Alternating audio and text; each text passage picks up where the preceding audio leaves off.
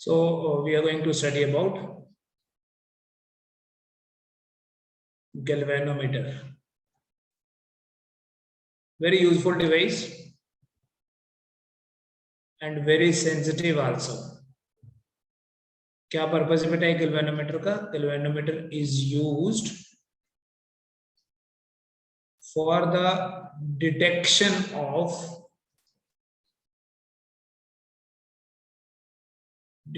of small currents in a circuit. किसी भी circuit में कोई माइन्यूट करंट है, उस करंट को डिटेक्ट करना मतलब है या नहीं, माइक्रो एम्पियर या मिली एम्पियर रेंज की करंट की डिटेक्शन के लिए हम गैल्वेनोमीटर को यूज करते हैं। ठीक है, इन स्मॉल करंट्स की मेजरमेंट भी करते हैं और हमें इनकी डायरेक्शन भी पता चलती है with the help of galvanometer. Galvanometer से हम लार्ज करंट की मेजरमेंट नहीं करते हैं बिकॉज इसमें एक कॉइल होती है, जब ज्यादा करंट फ्लो करेगी वो कॉइल जल जाएगी। हम उसकी कंस्ट्रक्शनल डिटेल देखेंगे आज। For the measurement of large currents we use ammeter. ठीक है, एंड इसी की नेक्स्ट क्लास में वील सी कि गैल्वेनोमीटर को एमीटर में कैसे कन्वर्ट कर सकते हैं। पहले एक गैल्वेनोमीटर की कंस्ट्रक्शन देखो बेटा कि गैल्वेनोमीटर में होता क्या क्या है।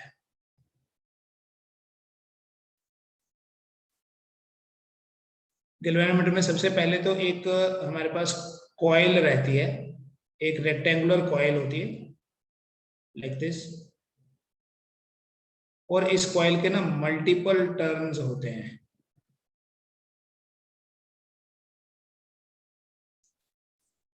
This coil has multiple turns.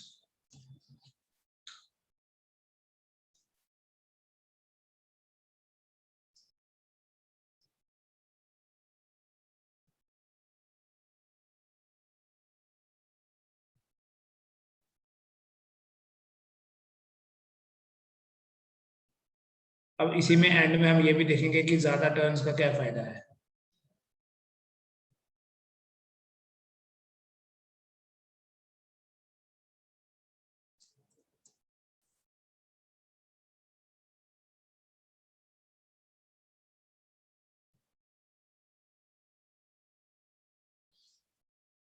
One end of the coil, ये देखो जैसे ये एंड है, ये एक हेलिकल स्प्रिंग के साथ कनेक्टेड होता है।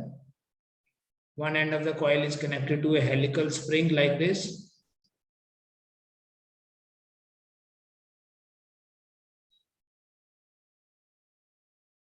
और जो दूसरा एंड है, the other end is connected to a phosphor bronze strip।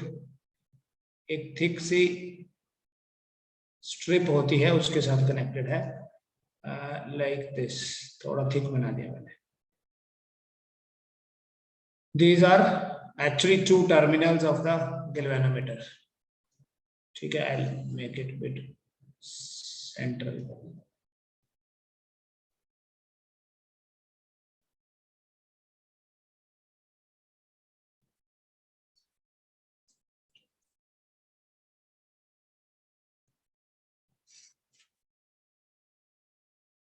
ये पूरा जो सेटअप है बेटा, ये सेटअप एनक्लोज होता है एक कंटेनर के अंदर।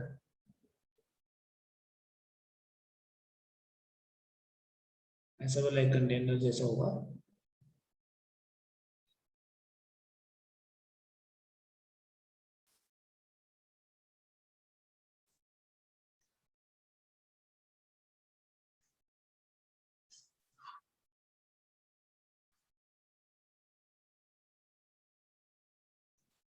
ये जो एंड है हमारा, जो स्प्रिंग वाला है, this portion, this other and of the spring, ये कनेक्टेड है, ये वायर है एक, और ये यहां पर कनेक्टेड है। यहां एक टॉर्जन हेड होता है, मूवेबल हेड होता है।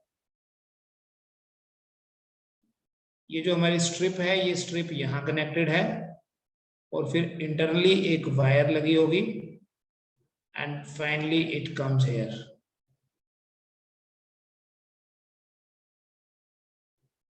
ये है बेटा कंस्ट्रक्शन इसकी। यहां पर दो टर्मिनल्स होंगे, एक टर्मिनल यहां होगा कॉल्ड T1 और दूसरा टर्मिनल यहाँ है। एक टर्मिनल है T1, हमारी जो एक्सेसिबिलिटी है इन दो टर्मिनल्स तक ही है। एक यूनिफॉर्म मैग्नेटिक फील्ड प्रोवाइड करने के लिए we have magnetic pole pieces here, और इनकी शेप कनकेव रखी जाती है ताकि, मैं आपको थोड़ी देर में उसका भी रीजन बताता हूँ, ताकि हमारे पास एक यूनिफॉर्म रेडियल मैग्नेटिक फील्ड हो। रेडियल मैग्नेटिक फील्ड जो है वो प्रोड्यूस करते हैं with the help of such concave pole pieces. Magnetic field की स्ट्रेंथ को बढ़ाने के लिए यहाँ बीच में ये जो आयरन कोर है हमारी, इस कोर के अंदर यहाँ इसके कॉइल के अंदर एक कोर होती है, आयरन कोर बोलते हैं इसको। ठीक है, ये मैग्नेटिक फील्ड को स्ट्रॉन्ग बनाने के लिए, मैग्नेटिक फील्ड लाइंस को इसी रीजन में कंसंट्रेट कराने के लिए। दो टर्मिनल्स हैं, यही टर्मिनल्स एक्सेसिबल हैं, हम इन दो टर्मिनल्स को ही देख सकते हैं। यहाँ बेटा मैग्नेटिक फील्ड जो होगा that is provided by these pole pieces, और ये जो पोल पीसेस हैं इनका मैग्नेटिक फील्ड ऐसे होगा। सपोज कर लो ये नॉर्थ पोल है और ये साउथ पोल है, this will be the direction of magnetic field.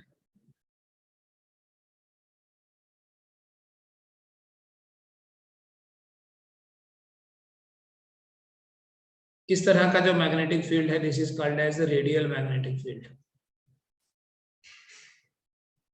ठीक है, लेवलिंग स्क्रूज यहाँ प्रोवाइडेड होते हैं नीचे लेवल करने के लिए, और ये जो कॉइल है बेटा, इसी कॉइल के साथ एक पॉइंटर लगा होगा, इसी कॉइल के साथ एक पॉइंटर लगा होगा जो इंडिकेट करेगा कि करंट फ्लो कर रही है।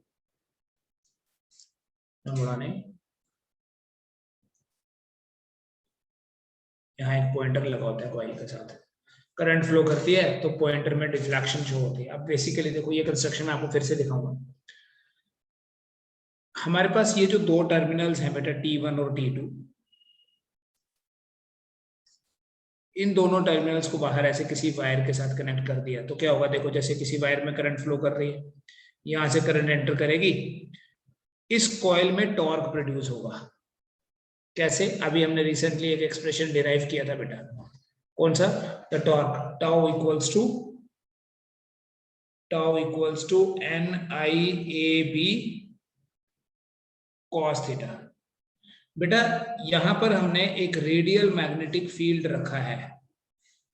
रेडियल मैग्नेटिक फील्ड में क्या होता है, देखो रेडियल मैग्नेटिक फील्ड में जैसे ही कॉइल टर्न करती है तो मैग्नेटिक फील्ड की डायरेक्शन भी टर्न हो जाती है।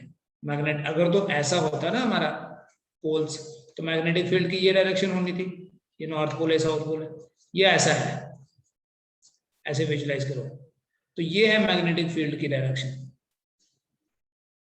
इस डायरेक्शन के कारण क्या होता है बेटा, इस डायरेक्शन के कारण जैसे ही यहाँ कॉइल की रोटेशन स्टार्ट होती है, यहाँ कॉइल की रोटेशन स्टार्ट हुई जैसे ही, तो कॉइल पहले अगर ऐसे थी तो मैग्नेटिक फील्ड की यही डायरेक्शन है, कॉइल थोड़ी टर्न हुई मैग्नेटिक फील्ड की डायरेक्शन भी टर्न हो रही है, कॉइल और टर्न हो रही है, तो इस रेडियल मैग्नेटिक फील्ड में क्या होता है, इस रेडियल मैग्नेटिक फील्ड में theta is equal to 0 for all positions of the coil. Coil की सभी पोजीशंस के लिए थीटा जो है वो 0 होगा, और थीटा 0 होने से cos थीटा विल बी 1, इसलिए बेटा जो टॉर्क होगा दैट इज NIAB। इसे बोलते हैं डिफ्लेक्टिंग टॉर्क। ये क्यों हुआ, जब भी कोई करंट कैरिंग कॉइल किसी मैग्नेटिक फील्ड में होती है तो उसमें ट्विस्ट प्रोड्यूस होता है, उसमें टॉर्क प्रोड्यूस होता है। अब बेटा ये जो एंड यहाँ फिक्स्ड है, देखो जब ये हमारे पास स्ट्रिप जो है थोड़ी थिक करके दिखाता हूं, ऐसी स्ट्रिप है,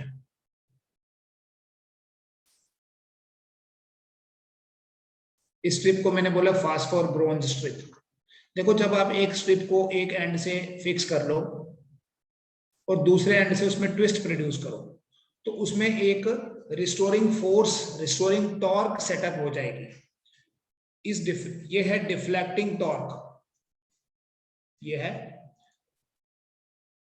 डिफ्लेक्टिंग टॉर्क जो क्या कर रहा है, कॉइल को डिफ्लेक्ट कर रहा है। But at the same time इस स्ट्रिप में एक टॉर्क एस्टैब्लिश हो जाता है, इसे बोलते हैं restoring torque. This is called as restoring torque.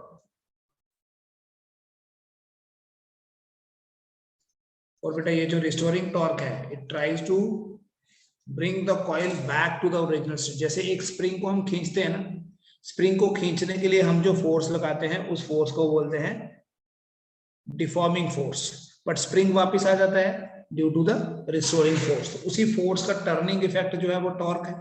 तो इस कॉइल में जब करंट फ्लो करेगी, इसमें ट्विस्ट प्रोड्यूस होगा, इसमें टॉर्क प्रोड्यूस होगा, बट सिंस इसके साथ एक स्ट्रिप अटैच्ड है तो इसमें रिस्टोरिंग टॉर्क सेटअप हो जाएगा। अगर इस डिफ्लेक्टिंग टॉर्क को TD और इस रिस्टोरिंग टॉर्क को TR लिख दूं तो this will be equal to C into alpha. ये फॉर्मूला कहां से आया बेटा? ये फॉर्मूला जैसे हम स्प्रिंग में लिखते हैं ना, F is equal to K into x, restoring force is equal to K into x. तो ये रिस्टोरिंग टॉर्क है, K की जगह C है और X की जगह अल्फा है। What is C here? C को जैसे यहां बोलते हैं स्प्रिंग कांस्टेंट, C को यहां बोलते हैं टॉर्जन कांस्टेंट,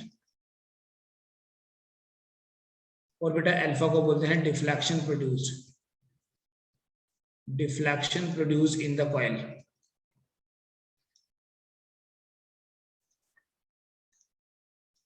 देयरफॉर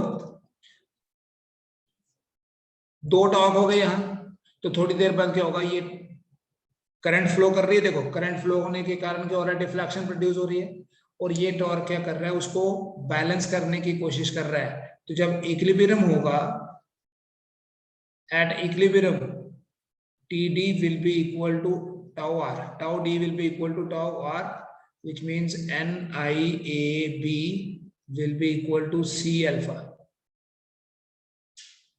यहां तक एक बार फिर से देख लो, फिर आगे करते हैं।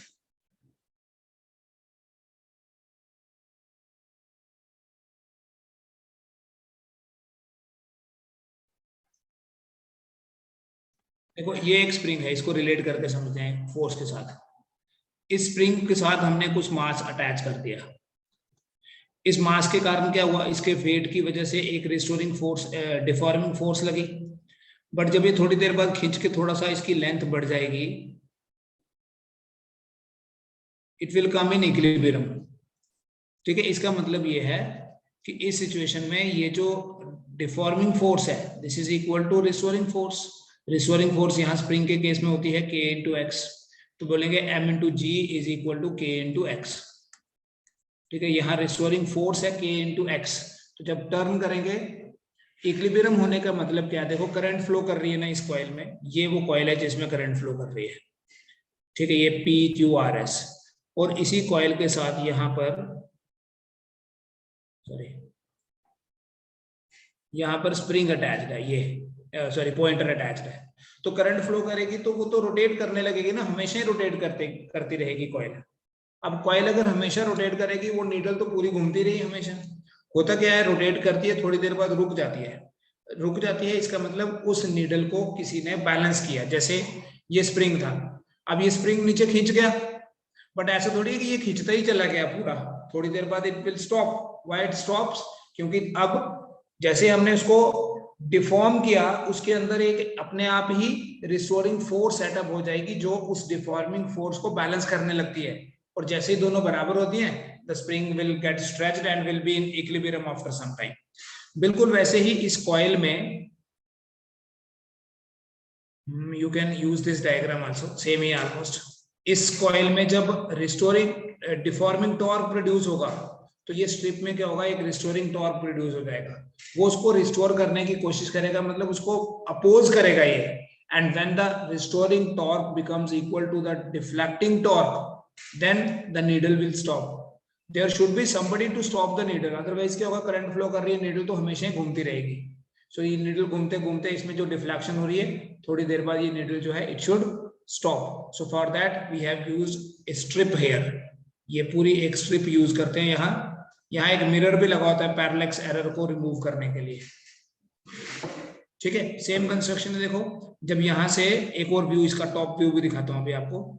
ये कॉइल टर्न करती है ना, तो ये मैग्नेटिक फील्ड लाइंस की ये डायरेक्शन है, तो मैग्नेटिक फील्ड लाइंस की डायरेक्शन भी चेंज हो रही है, इसलिए कॉइल की हर एक पोजीशन के लिए थीटा जो है वो 0 हो जाएगा।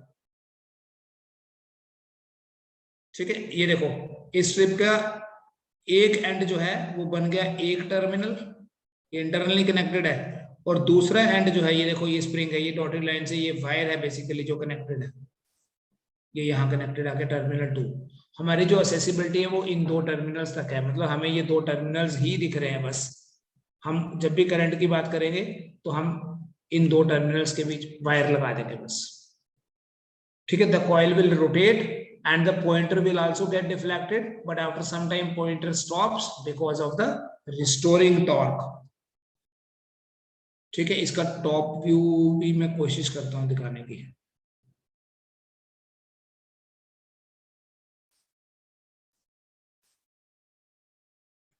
ऐसा है देखो,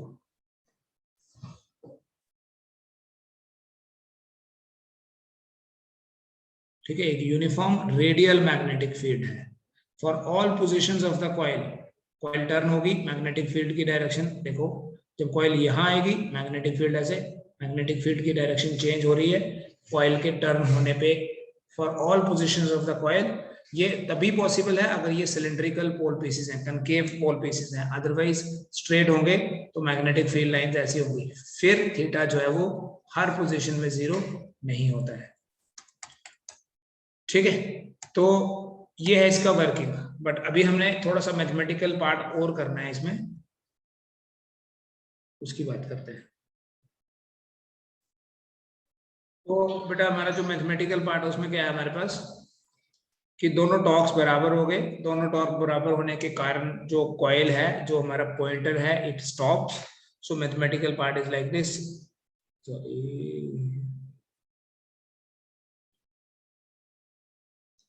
at equilibrium both are equal, so we write NIAB cos 0 है, cos 0 तो 1 होता है, NIAB is equal to C alpha, which means कि I जो है that is equal to C alpha divided by NAB।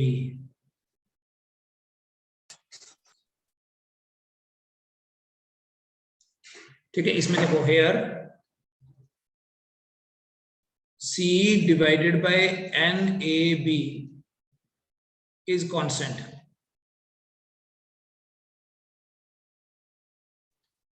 therefore I is equal to G alpha, which means I is proportional, directly proportional to alpha। इसका मतलब यह है कि जितनी ज्यादा डिफ्लेक्शन हो रही है उतनी ज्यादा करंट फ्लो कर रही है।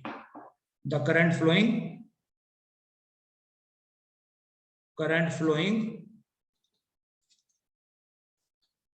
in the coil is a measure of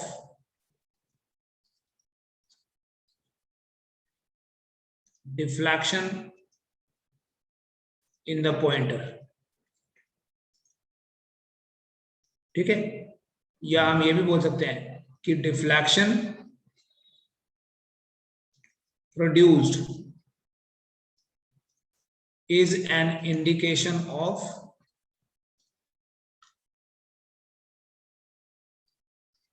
जितनी ज्यादा करंट उतनी ज्यादा डिफ्लेक्शन होगी। Deflection produced is an indication of the current. If the current is more, deflection is more.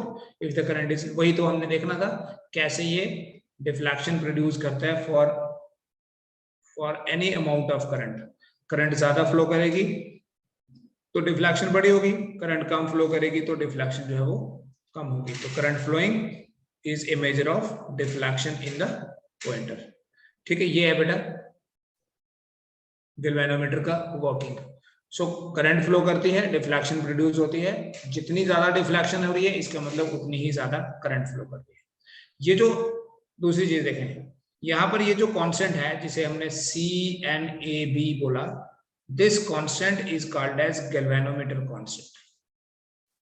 इस कांस्टेंट को क्या बोलते हैं? This is called as galvanometer constant.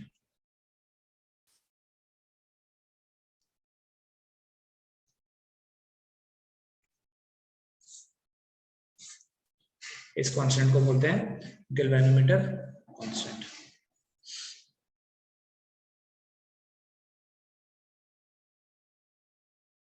ठीक है, तो I is equal to G alpha, I is directly proportional to G।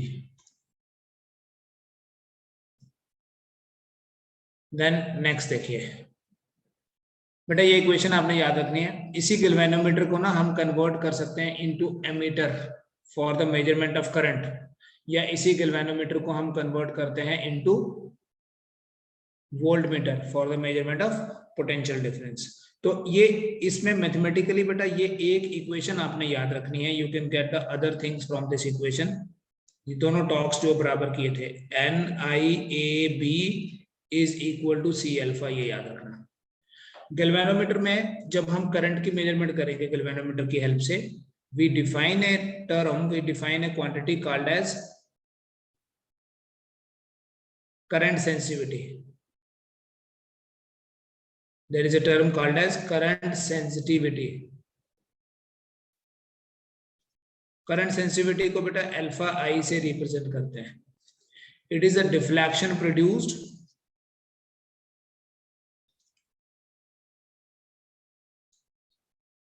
पर unit current.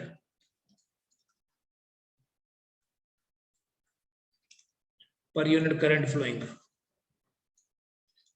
deflection produced per unit current flowing in the galvanometer coil। मतलब alpha I से जिसको हम represent कर रहे हैं that is equal to alpha divided by I। तो इसका जो SI यूनिट रहेगा that will be radian per ampere. Radian angle का यूनिट है, डिफ्लेक्शन है ना, है तो एंगल ही, तो radian per ampere.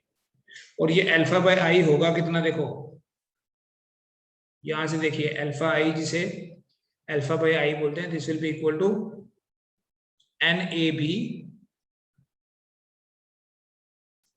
Divided by C से रिप्रेजेंट करो या K से रिप्रेजेंट करो, दैट हार्डली मैटर्स। स्प्रिंग के केस में हम या फोर्स के केस में हम C से रिप्रेजेंट करते हैं, टॉर्क K से रिप्रेजेंट करेंगे, और इसमें C K भी लिख सकते हैं। इन सम ऑफ द बुक्स हो सकता है आपको ये स्प्रिंग कांस्टेंट ही लिखा हो, टॉर्जन कांस्टेंट भी बोलते हैं, K से भी इसको रिप्रेजेंट कर सकते हैं। Alpha I is equal to NAB divided by C।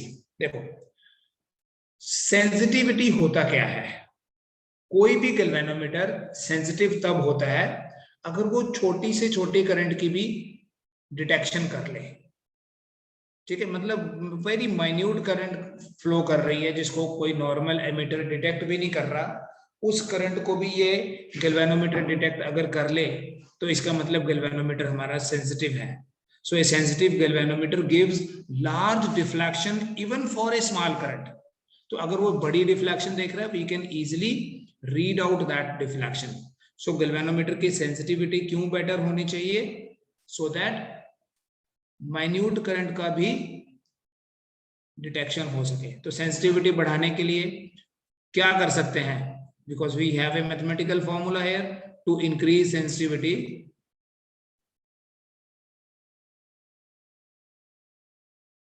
To increase sensitivity क्या होना चाहिए, देखो N should be large,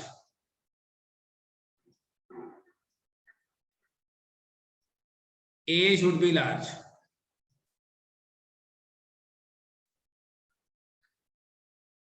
B should be large,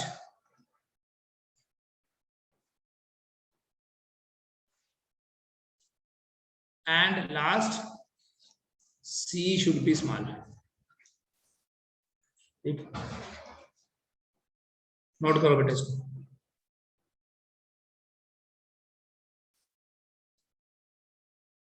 ठीक है, इसका मतलब अगर हमें कोई सेंसिटिव गैल्वेनोमीटर बनाना है तो उसमें जो नंबर ऑफ टर्न्स हैं, नंबर ऑफ टर्न्स जो है कॉइल में, that number should be as large as possible.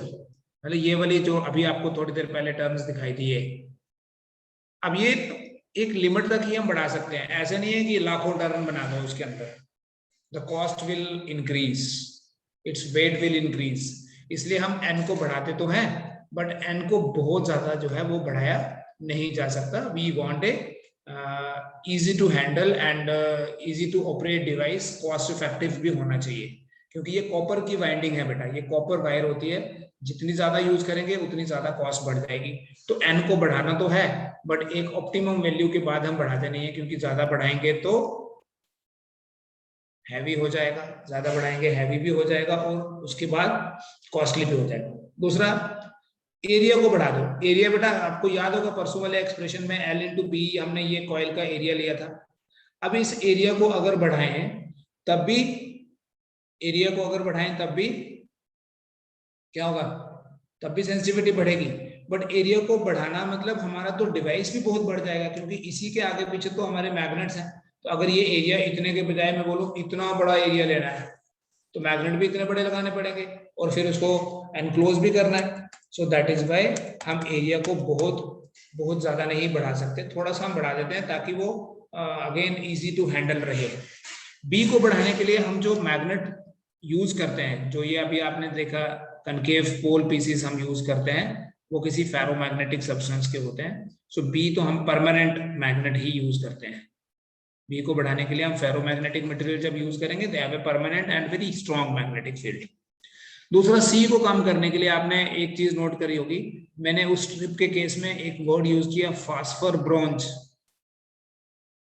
Phosphor bronze का जो सी है, जो टॉर्जन कांस्टेंट है वो कम होता है, ठीक है, जैसे स्प्रिंग कांस्टेंट होता है स्टिफनेस, तो ये सी जो है this represent stiffness of that spring, तो इट शुड बी स्मॉल। जितना सी कम होगा सेंसिटिविटी उतनी ज्यादा होगी। तो deflection produced per unit ampere, per unit current flowing is called as sensitivity. दूसरा बेटा, इसी गैल्वेनोमीटर से हम एमीटर भी बनाते हैं, और जब हम गैल्वेनोमीटर से एमीटर तो बना लिया, जब हम गैल्वेनोमीटर से वोल्टमीटर बनाएंगे, galvanometer is also used to design a voltmeter, तो बेटा जब वोल्टमीटर बनाएंगे ना तब हम बात करते हैं वोल्टेज सेंसिटिविटी की। करंट सेंसिटिविटी के साथ साथ we talk about voltage sensitivity.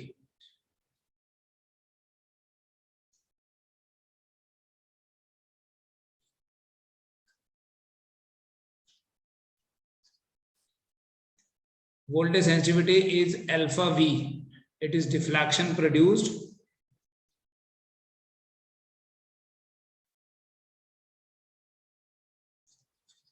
per unit volt. Alpha V is equal to alpha divided by V. Per unit volt मतलब per unit potential difference, क्योंकि आपको पता है बेटा वोल्टेज मतलब potential difference, alpha by V, so that can be written as alpha by I into R।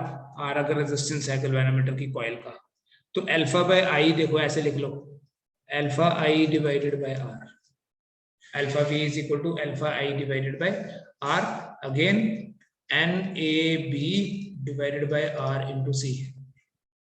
Again we can say कि वही factors हम यहां पर भी इंप्लीमेंट कराएंगे उसकी वोल्टेज सेंसिटिविटी को बढ़ाने के लिए। गैल्वेनोमीटर की वोल्टेज सेंसिटिविटी बढ़ाने के लिए एन ज्यादा होना चाहिए, ए ज्यादा, बी ज्यादा, सी ज्यादा, और गैल्वेनोमीटर कॉइल सी कम, कॉइल का रेजिस्टेंस भी कम होना चाहिए। इसलिए हम कॉपर की कॉइल यूज करते हैं, कॉपर वाइंडिंग यूज करते हैं इंस्टेड ऑफ एल्यूमिनियम और सम अदर मेटल।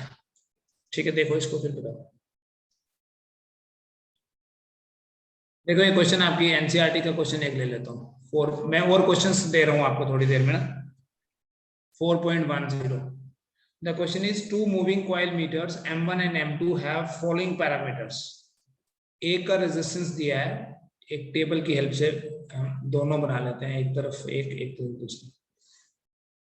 ठीक है, दो मूविंग कॉइल मीटर्स हैं, मतलब दो गैल्वेनोमीटर्स हैं हमारे पास, इसको मूविंग कॉइल गैल्वेनोमीटर बोलते हैं। कॉइल की मूवमेंट के कारण डिफ्लेक्शन, ये करंट की मेजरमेंट हो रही है। So this is meter 1 and here we have meter 2. Two moving coil galvanometers M1 and M2 इसको हाँ have following parameters. एक का resistance जो है वो 10 ohm है, R1 is 10 ohm, number of turns जो है इसमें that is 30, area of the coil is 3.6 into 10 raised per minus 3 meter square. Magnetic field जो होगा दैट इज 0.25 टेस्ला. दूसरी जो कॉइल है इसका रेजिस्टेंस है बेटा 14 ओम, 14 ohm. Then the number of turns in this second coil is 42. Area of the second coil is 1.8 into 10 raised per minus 3 meter square. And the magnetic field here is 0.50 Tesla. Spring constants are identical for both the meters. C1 को भी C ले लो और C2 को भी C ले लो. जो भी parameters given है वो सारे लिख लिए. Determine the ratio of current sensitivity and voltage sensitivity of M2 and M1. Alpha I2 divided by alpha I1. पहले M1 M2 लिखा ना इसलिए मैंने ऐसा लिखा. एक तो ये रेशियो बताओ और दूसरा alpha V2 divided by alpha V1 कितना होगा. अल्फा होता है N1, अब कैपिटल N लिखा तो कैपिटल N से ही रिप्रेजेंट कर लो. ठीक है, ये गिवन पैरामीटर्स थे. यहाँ इसका सोल्यूशन स्टार्ट कर देते हैं. Sorry,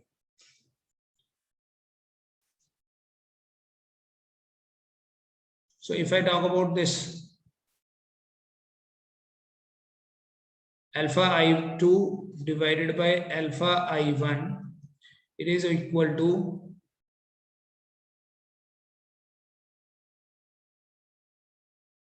alpha I2 divided by alpha I1. देखो alpha is NAB by C, so I write N2 A2 B2 divided by C2, N1 A1 B1 divided by C1. So alpha I2 divided by alpha I1 is equal to N2 A2 B2 N1 A1 B1, क्योंकि C1 और C2 तो same ही है. Just find the ratio. देखो यहाँ calculations नहीं है ज्यादा, आपको लगेगा पता नहीं कितनी कैलकुलेशंस है. 42 into 1.8 into 10 raised per minus 3 into 0.5 divided by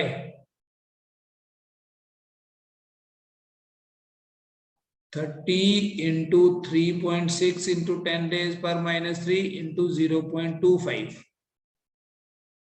ये कैंसिल ही हो जाएगा. ये 2 के साथ चला गया, ये भी 2 हो गया. this 2 and this 2 will also go. 42 by 30, so it is actually 6 by 5, 7 by 5.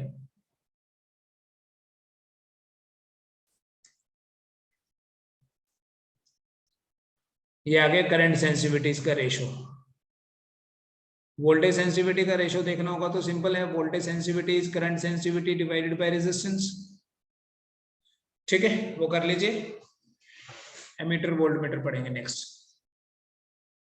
3:7 है या 7:5 है, करके देखो जरा.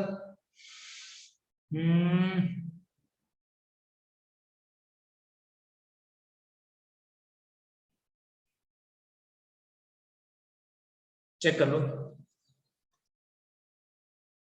7:5 ही लग रहा है मुझे, क्योंकि ये तो सिंपल सही है. ठीक है, वोल्टेज सेंसिटिविटी खुद कैलकुलेट करो. जो मॉर्निंग में क्वेश्चन शेयर किए थे वो भी कर लो. अभी आपके पास 10 मिनट का टाइम है. ठीक है, मैं एंड कर रहा हूं इस क्लास को.